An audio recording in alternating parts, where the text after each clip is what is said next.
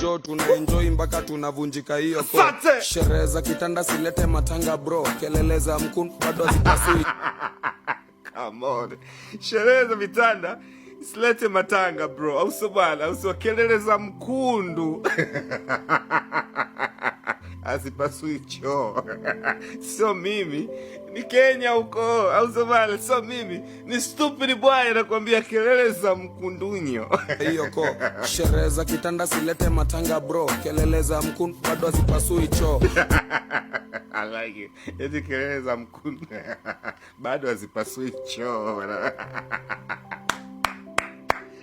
But a big shout out to 254 Kenya, like a flag ya Kenya, man. I love them, well. The Kinyamu sana, man. I like you, man. Let's go, Skia.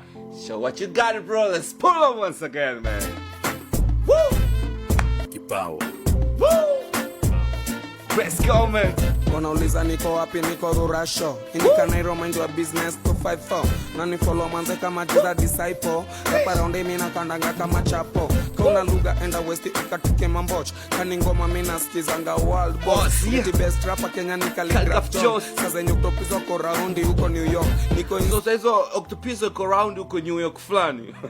Wow, I like it. But see, unadhani kwamba best rapper in 254 ni nani? Hebu niambie kwanza mmoja tu. Sitaki wengi, sitaki pioneers, I don't know. Wewe nitajie unadhani best rapper wa 254 ni nani? Taja mmoja ka comment chini hapo. Eti best rapper Kenya ni Calligraph Jones. Sasa yenye octopus uko round huko New York. Niko insecure ile design ya Sauti Sol. Mademu wamepararaka. Nakumbuka iko insecure ile design ya Sauti Sol. Nakumbuka Sauti Sol kwenye albamu yao inaitwa Midnight Train kulikuwa na nyimbo inaitwa Insecure. I say I'm so insecure. I like that shit. Bana mistari yako ina make sense mwana, Kinyamwezi sana. Let's pull up once again, man.